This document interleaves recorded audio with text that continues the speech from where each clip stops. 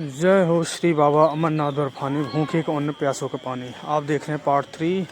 पिस्सू टॉप से जब हम निकलते हैं तो हम बढ़ते हैं शेषनाग झील की तरफ। अभी कुछ ही क्षण में आप सभी को दर्शन होंगे उस शेषनाग झील को, जहां पर भगवान भोलेनाथ ने अपने नाग वासुकी को छोड़ा था, क्योंकि उनको माता पार्वती को अमर कथा सुनानी थी।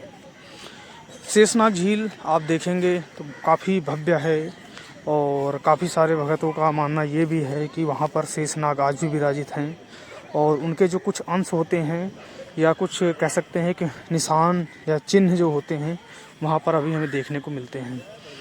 अभी थोड़ी देर में आपको दर्शन हो जाएगा, लेकिन बारिश बहुत ज़्यादा हो चुकी थी अमरनाथ की यात्रा में और पहाड़ पे चढ़ना थोड़ा मुश्किल हो रहा था। फिसलन भी बहुत ज़्यादा थी और पहाड़ भी बहुत ज़्यादा खतरनाक हैं ये, और मिट्टी भी फिसलती है, पहाड़ पत्थर भी गिरते हैं, इसलिए थोड़ा सा ध्यान से देखते हुए हम सबको चढ़ना होता है। तो मैं भी भगवान भोलेनाथ का नाम लेकर आगे बढ़ रहा था। कहते हैं जो पानी होता है शेषनाग झील का, पहली बात वो नीला है क्योंकि उसके अंदर शेषनाग खुद निवास करते हैं। और उसके बाद दूसरी बात, पानी में आप देखेंगे तो उस शेषनाग जो झील का पानी है वो पानी में देखेंगे जैसा लगेगा पूरा पानी एक नॉर्मल दिखेगा, लेकिन कहते हैं ना बीच बीच में धाराएं कटी होती हैं, वैसा आप सभी को देखने को मिलता है। ऐसा लगेगा जैसे कोई चीज़ उसके अंदर अभी अभी घूम के गई हो। कुछ भी नहीं दिखाई देता, लेकिन वो अचानक से ऐसा हो जाता फिर गायब हो जाता है। वो भी आपको दिखाने वाला हूँ। रास्ते में झरने और कई सारी चीज़ें हमें देखने को मिलते हैं, नेचुरल चीज़ें। और रास्ते में पानी भी पीना है तो आपको झरने का ही पीना है, और कई सारी चीज़ें हम सबको देखने को मिलती हैं। तो चलो इसी तरीके से आगे बढ़ते हुए, भगवान भोलेनाथ के दर्शन करना इतना आसान नहीं था मेरे लिए भी, किसी के लिए भी। जब आप दर्शन करने के लिए जाएंगे तो अगर आपको ये लगता है कि आप दर्शन बड़े आसानी से कर सकते हैं तो नहीं, आपको ऐसे ऐसे चीज़ें, ये देखिए ये है शेषनाग झील जिसकी मैं बात कर रहा था। अभी आपको धीरे धीरे जैसे जैसे वीडियो आगे बढ़ेगी आपको शेषनाग झील के कई सारे पार्ट में चीज़ें दिखाई देंगी। थोड़ा सा और क्लियरिटी, पहले थोड़ा सा ही दिखाई दे रहा था, आप थोड़ा सा और आगे हम ऊंचाई पर आए तो ऊंचाई से आप हमने देखा थोड़ा सा और चीज़ें दिखाई देने लगी। ये है शेषनाग झील। एक शेषनाग झील जो है देखेंगे आप, तीन तरफ से पहाड़ है, एक तरफ से थोड़ी सी खुली हुई है।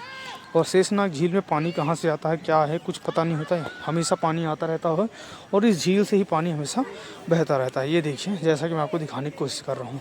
बाकी यहाँ पर आप देखेंगे यहाँ का नज़ारा थोड़ा सा अलग ही देखने को मिलता है हम सभी को, क्योंकि ये जो जगह है ये थोड़ी सी अलग ही देखने को मिलती है। पानी, बारिश बहुत ज़्यादा हो चुकी है, भीड़ इकट्ठा हो चुकी है, कीचड़ बिल्कुल हो चुके हैं, पत्थर वाले रास्ते भी हैं फिर भी काम नहीं आ रहे हैं, और डर भी सबको लगता है क्योंकि पत्थर वाले रास्ते पर आप चल रहे हैं।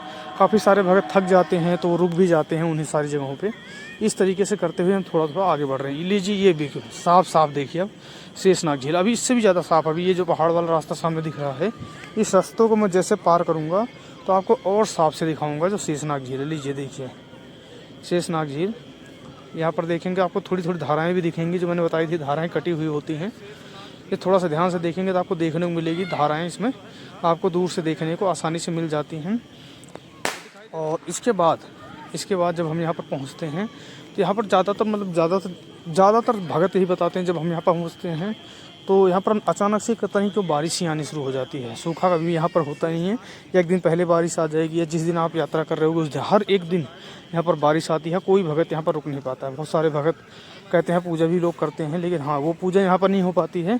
पता नहीं ऐसा क्या है इस शेषनाग झील के आसपास में कि यहाँ पर जब भी भक्तों की टोली बढ़नी शुरू हो जाती है उस दिन यहाँ पर बारिश हो जाती है, ज़्यादा फिसलन हो जाती है और कई सारी समस्याएं खड़ी हो जाती हैं कि यहाँ पर कोई भी भगत रुक ना पाए। और यही समस्या है कि आज तक यहाँ पर कोई भी भगत बैठता नहीं है।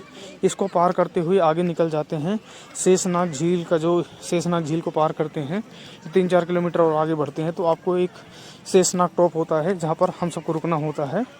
तो वहाँ पर हम भी पहुँच जाते हैं। अब यहाँ पर देखो सारे भगत थक चुके हैं और यहाँ पर काफ़ी सारे भगत इंतज़ार कर रहे हैं, लेकिन ये जो शेषनाग झील है इसके बिल्कुल सामने ही हर कोई बैठा हुआ है और ये पूरा का पूरा नज़ारा है। सब थक चुके थे और यहाँ पर आप देखेंगे बिल्कुल इस तरीके का कुछ नज़ारा देखने। ये है पूरा शेषनाग झील, जो बहुत ही ज़्यादा प्रसिद्ध फेमस मानी जाती है। ये जगह अपने आप में एक बहुत ही ख़ास जगह है, बहुत ही कम लोग इस चीज़ का दर्शन कर पाते हैं।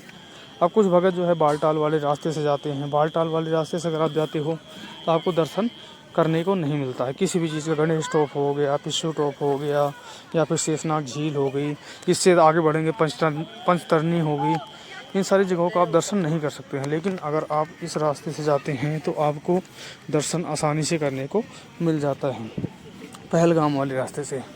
और फिर ये देखिए, अब यहाँ पर क्या हो, जैसे आप यहाँ पर जाएंगे तो जो हमारे माउंटेन्स हैं उनको छूता हुआ, कहते हैं यहाँ पे जो जगह होती है उसको छूता हुआ चीज़ दिखाई देती है।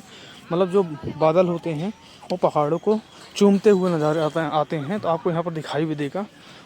झील के अंदर आप देखेंगे बिल्कुल, कहते हैं झील के अंदर देखो बिल्कुल बादल आ गए थे इकट्ठे, इतने सारे बादल इकट्ठे आ गए, और सामने उधर पहाड़ की तरफ से कुछ बादल आ रहे थे। दोनों बादल एक साथ मिलने वाले थे जब मैं वहीं पर खड़ा था, जब ये चीज़ें हो रही थी। और आप भी इस वीडियो के माध्यम से देख सकते हैं। देखिए, ये है पहाड़ की तरफ से आ रहा है और दूसरा ये आ रहा है झील की तरफ से। ये दोनों के दोनों जो है बादल एक तरीके से मिलने वाले हैं, इसीलिए इस सारी चीज़ों को ख़ास माना जाता है। ये था पार्ट 3 और आपको लेकर आऊँगा पार्ट 4। कैसी लगी वीडियो, मिलते हैं अगले वीडियो में। हर हर महादेव।